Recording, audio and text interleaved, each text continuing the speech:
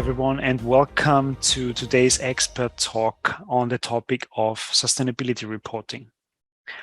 For the extractive sector to make real progress towards a sustainability transition, it's important to mitigate risks to communities and the environment.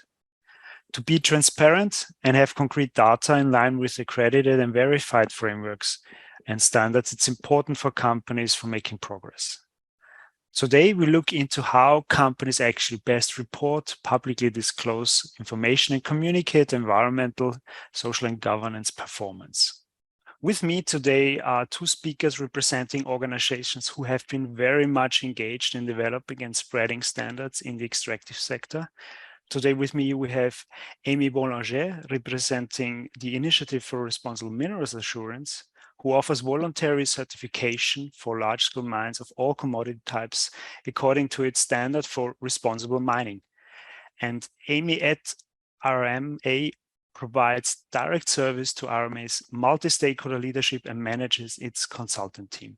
She's worked on mining issues for more than 20 years with substantial experience supporting communities directly affected.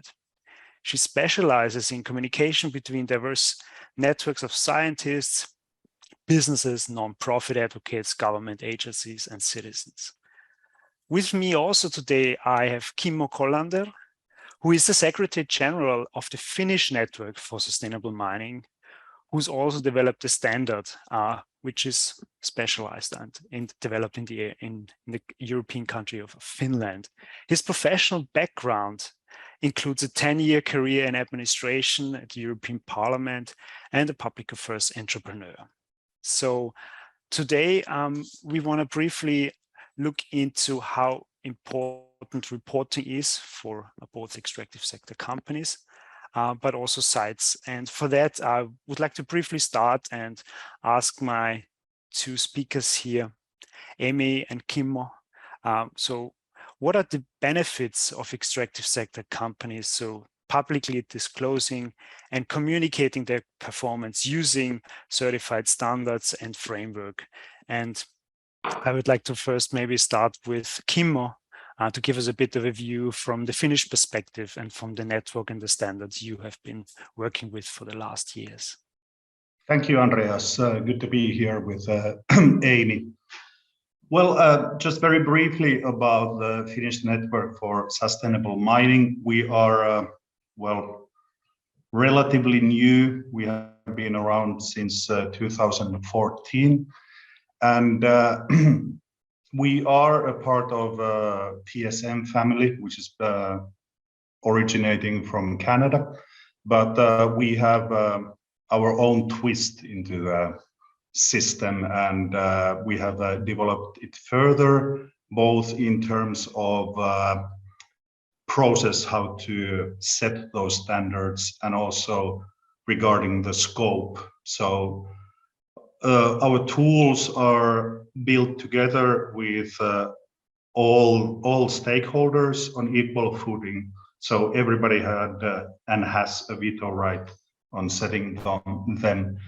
Which and against that background, it's surprising that we have actually been able to create a very all-encompassing set of protocols. We have 8 of them overall, and that's regarding mining. We have also an own program for exploration, and we are working on the project phase protocols now, which are between exploration and mining. So that's something I'm pretty proud of. And regarding the question you said, the importance on communicating results openly by the mining industry is of vital importance in any society, and especially on societies like Finland, where demands for transparency and open dialogue are really strong. And for the public, it is of course important to see and understand through set standards, which are comparable between companies and over time what is actually happening on the mine site in terms of sustainability. And with that knowledge for the public comes the ability to criticize in a constructive manner and to push the companies forward.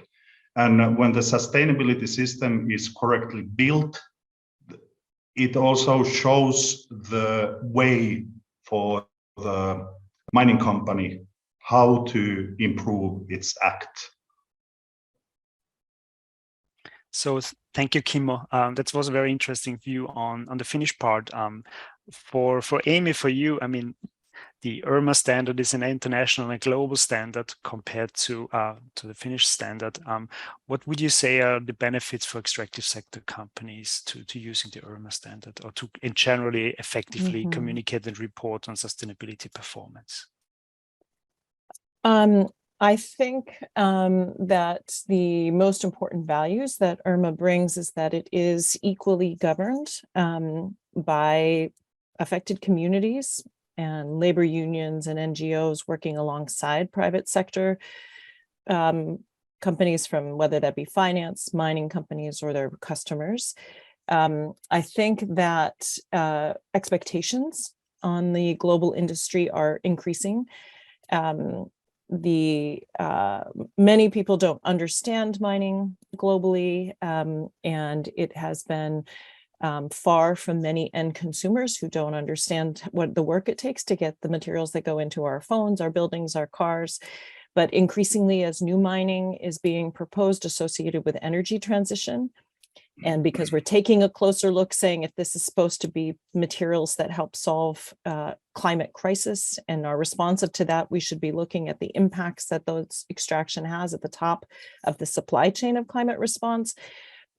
We are seeing we can't have a conflict where we are causing greater harm at the top of the supply chain of these materials. So as those expectations for improved practices increase, and then the pressure on communities where these materials exist increase, you've also got pushback and resistance. We have a deep trust deficit between communities where mining has happened and NGOs and labor unions who've worked as their advocates in the industry. So we need to start first on a ground that acknowledges that harm has happened, that impacts to social and environmental values continue to happen. And then if you're going to have a global standard, you have one which really creates a foundation to build that trust. So it needs the transparency at the start, transparently noticing audits are happening, transparently engaging affected communities, including the critics in that process, detailed audit reports coming out, which are also public, so that we can begin to heal that conversation and to acknowledge that much of what's happening out there is not 5-star and AAA, and that extraction is going to come with impacts, but a more honest accounting of what those impacts are in a market that values improvement. Andreas, if I may continue and build on the issue of mistrust that Aimee underlined there, it is really important to start building the trust through communication at the earliest possible stage. And this means exploration phase. Once you start seeing people on your land with their hard hats doing some mysterious stuff, that either sows the seeds of mistrust or a proper dialogue between the companies and the local communities. I couldn't agree more. Absolutely. Thank you, Kimmo. Thank you, Aimee.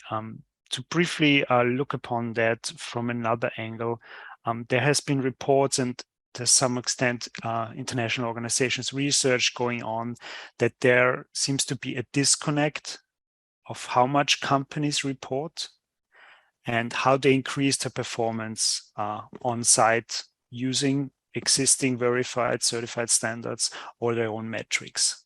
So are there any ways how you can make companies accountable, more accountable, to really effectively follow standards and increase performance on given targets and benchmarks, different standards used in the case of Finland and in the case of the IRMA standard. And maybe I'll start with you, Aimee, given your experience on developing a standard and having had already, I think, 2 audit reports coming along from 2 sides, and many more are in the making right now. What is your feeling on how companies actively use these standards to really make progress towards specific targets? I think one of the reasons we haven't seen a lot of past progress, or there seems to be a differentiation between what's actually happening on the ground and then all of these reporting that happens publicly, is that we have a lot of standards that are written either very broadly without detail or quite vague. And then what you've got then, if you say something like have a stakeholder engagement plan, it doesn't really deeply say, are you in a direct and frequent communication with your community? Do they know who to talk to? Do they know that if they complain, there won't be negative reprisals against them? Do they know that you'll be responsive to the concerns they have? Because that lack of detail and things written broadly, then often what we have is a status quo where all the companies doing what they're doing right now, check a box and say, yes, we're all doing it.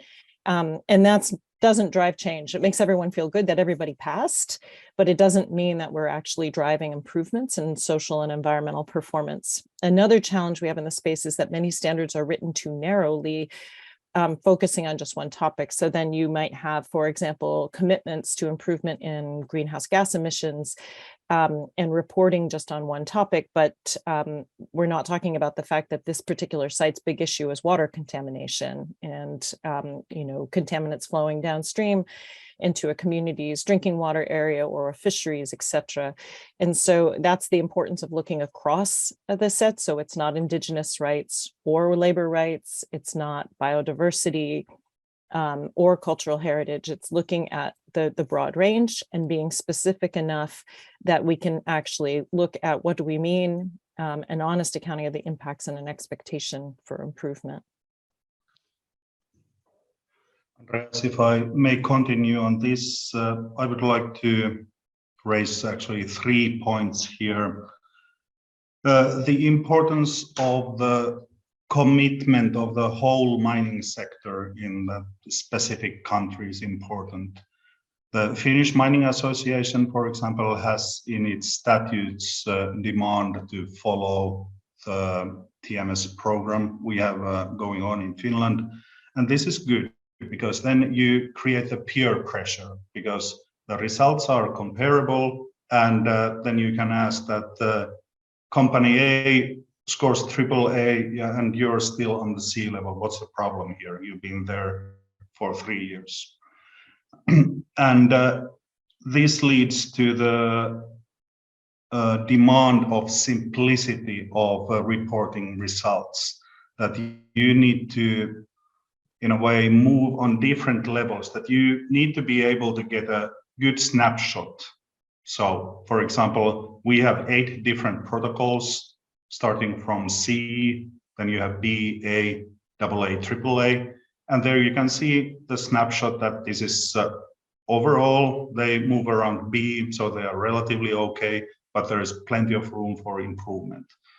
And if you want to dig deeper into the system, that should be easy also, that you can then dive into performance indicators and see where the problem actually is.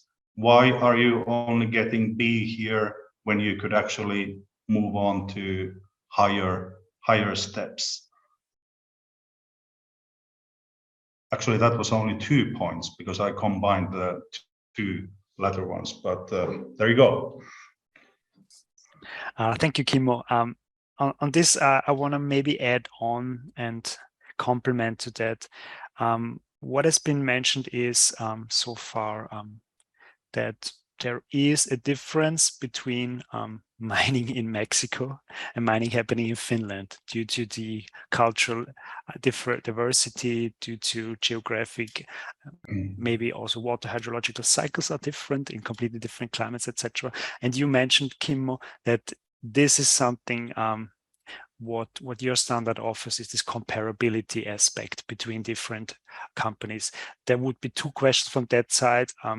In how far you think that there is a comparability due to different cultural, even within a country, cultural diversity, that kind of affects this comparability, and as well as in how far this could also be a driver for different companies competing with each other on the exploration or the actual extractive phases to really actually make progress towards higher levels. So first, comparability, and second would be like really using this as a benchmark for companies to improve towards higher levels of conformity on a given standard. The comparability issue is geographically limited. And that's why in the TSM family, we have these local ways of working within the framework. So take, for example, water-related issues. In Finland, we have an abundance of water. In Chile, not so much. So you cannot really compare the two situations. Add on that the fact that in northern Finland, lakes and rivers are frozen for about 6 months in a year, not happening in Chile. So you need to have local understanding for different criteria. And that local understanding needs to be checked through this wide consensual preparation process of all stakeholders. So you cannot just do whatever you want, but you need to have proper checks and balances by stakeholders. Then the competition is between companies. That is, there should be that also here, but in this field, but at least in Finland, it still isn't visible. And we would encourage media, for example, to start actually using our results more aggressively and pushing also from that side companies to do better and asking tricky questions. Thank you, Kimmo. Maybe to put the question to IRMA, who is really operating in a global environment, comparability, and how actually a standard can help companies for its own sake to improve, but also compared to other international competitors to really show, okay, we're making progress using this standard to really kind of have host communities less affected, contribute more to livelihoods, and also protect the environment. If you could comment on that, Aimee, please.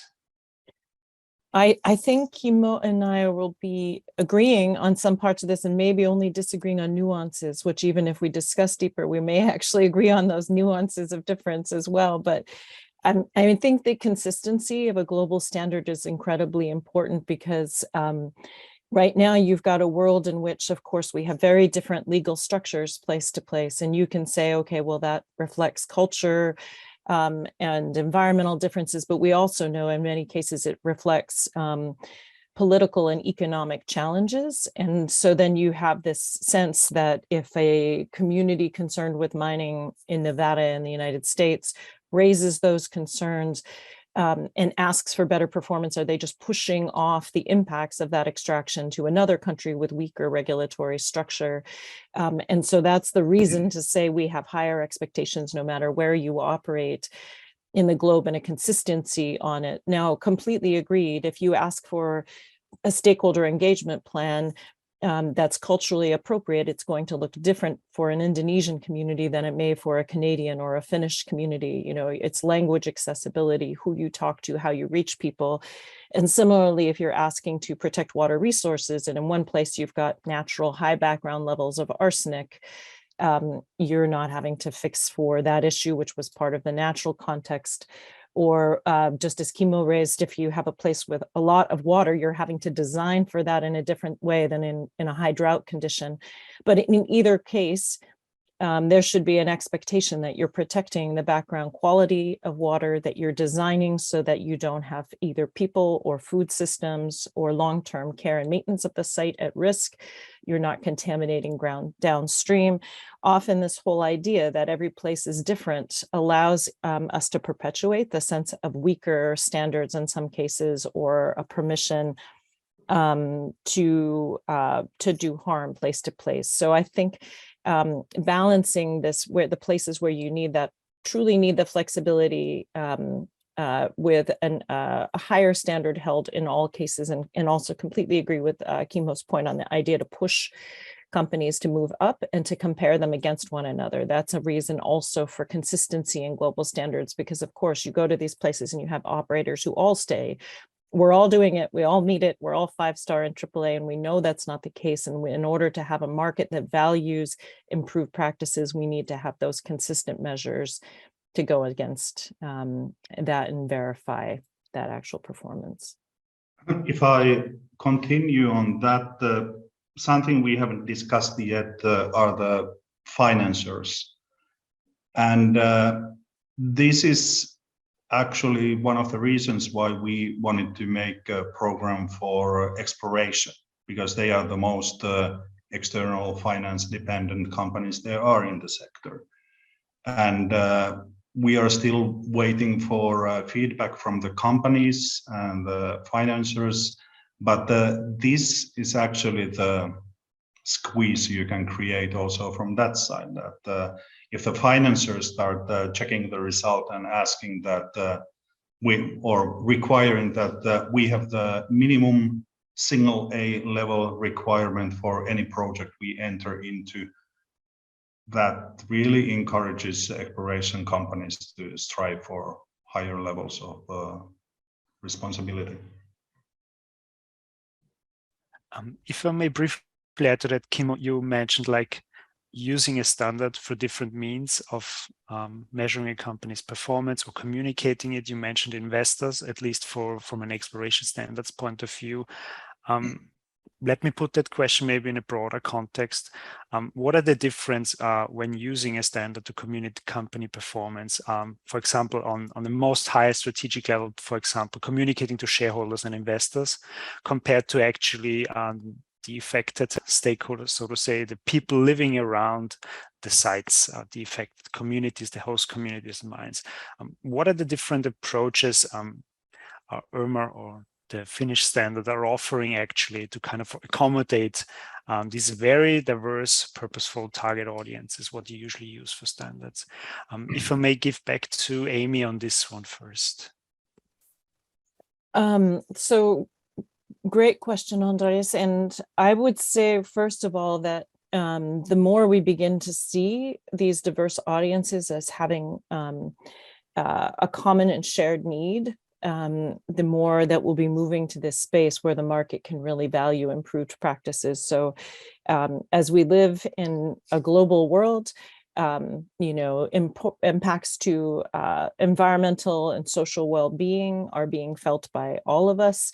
And in addition, it's not just in that being a climate stress world, but as we were just speaking in another conversation the other day, if you don't have community consent, you don't have security of supply. So we're continuing to have communities resist being around what they have grown to know of industrial scale extraction, and a short period of jobs and potential prosperity, a longer stretch, sometimes decades or centuries of contamination or cleanup or reclamation unfinished.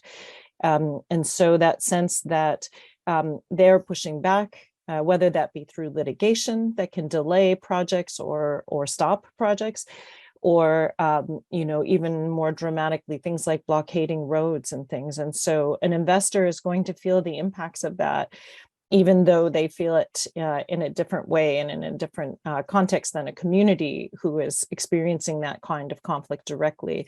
But either way, the globe is going to have and suffer that impact of these values that have been separated. And that's where I think bringing these together, of course, how we communicate, Kimmo spoke to the idea of reports, which are meaningful, whether you're a local community who wants to know if I turn my tap water on or if I eat the fish, am I safe? And you want to hand something to an investor, which makes sense in the metrics they're looking at, but still that investor should know, does the community feel safe? And are they safe when they turn their tap on or eat the fish? We need to bring the metrics closer together so that they're meaningful to both. And I'm interested what Kimmo would say on this as well.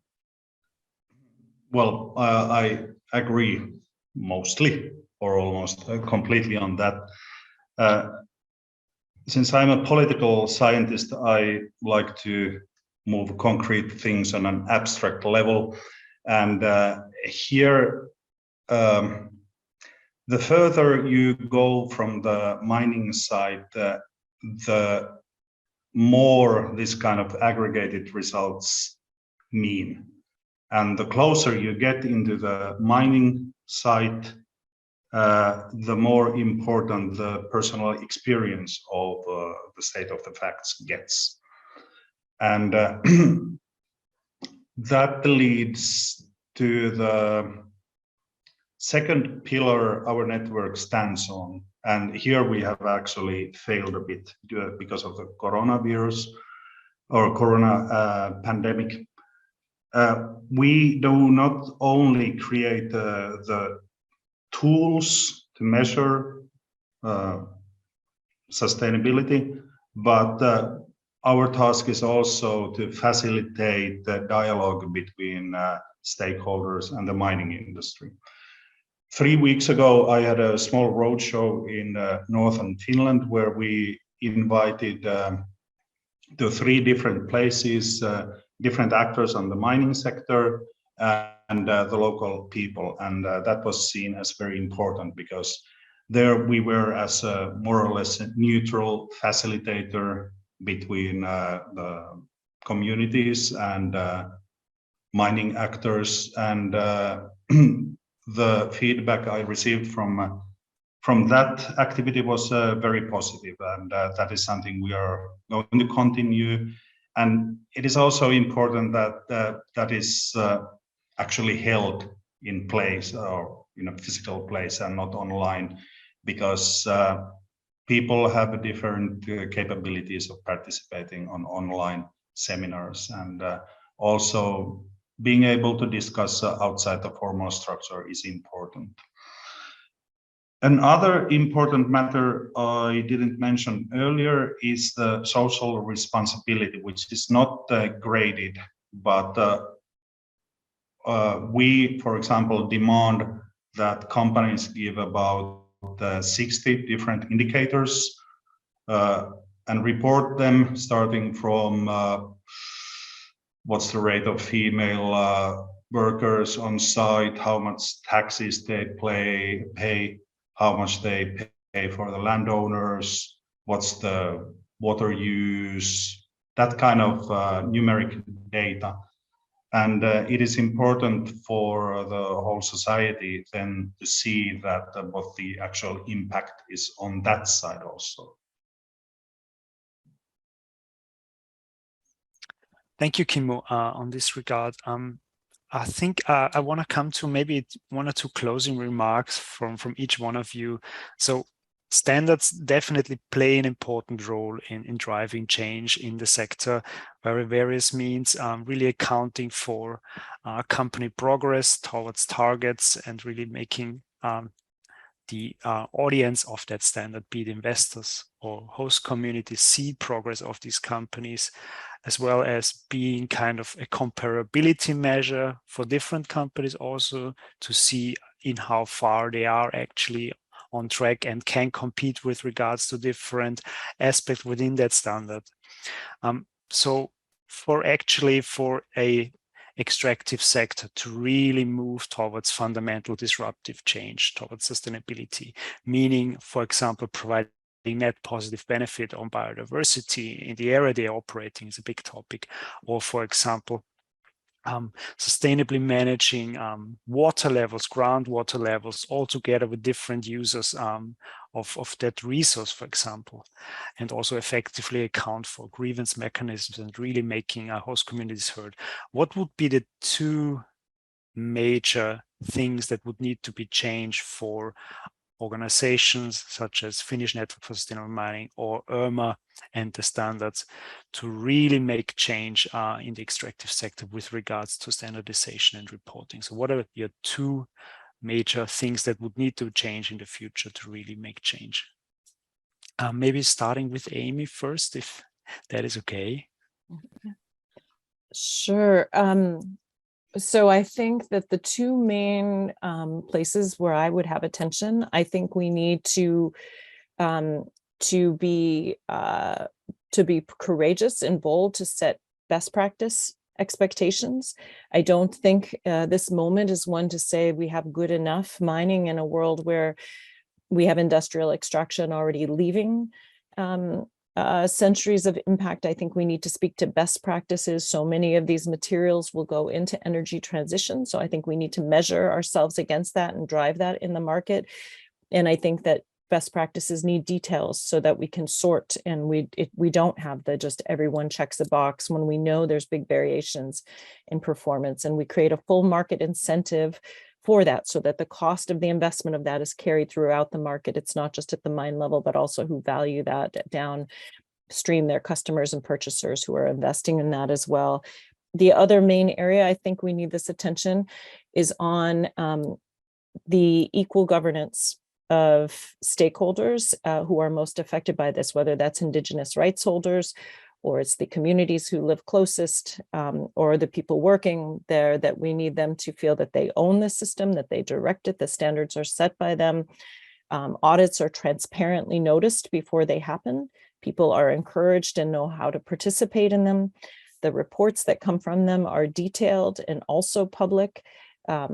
And not just they passed, they failed, but this detail on performance, and then we're showing improvement from that. So it's a base from which the community can use it to negotiate whether permits are given, as Kimmo said, on the importance of those where projects aren't even developed yet, but also for existing projects, how they're held to account to improve practices. Thank you, Aimee. If I may put the question to you, Kimmo, what are the two most important things need to change to really make disruptive change towards a sustainability extractive sector or responsible management in the extractor happen from a standards and reporting point of view? We need to step up our communication so that people know that this kind of systems exist and that they are there to be used, for improving the sector's performance. That's number one. And then number two is that we need to stay constantly aware of the fact that the world doesn't stand still. Our toolkits need to be dynamic so that we amend and review and amend them when needed. We cannot do it too often because we want to be, in a way, what I say, we don't want to jump here and there, which is annoying for both ends. So in a way, consumer of our tools and also for the mines. And also we need to keep an open mind of creating new protocols where they are needed. So we are not in a vacuum. We need to change as the demands of the world change. Thanks a lot, Kimmo, and also thanks a lot to you, Aimee. We heard some really fascinating insights on how to really utilize standards as a form of trust building, as a form of kind of revitalizing the extractive sector as a means for us to really kind of kickstart a sustainability transition, whatever needed for renewables, for mobility, electronics, etc. And very much thanks for being with us on this expert talk and to hear your insights from the Finnish point of view, from a globalized point of view, from IRMA. So thanks a lot. And yeah, looking forward to see some more companies taking up sustainability standards in the extractive sector. Thanks a lot. Thank you, Andreas and Aimee. Thank you, Andreas. Thank you, Kimmo. Nice to be with both of you today.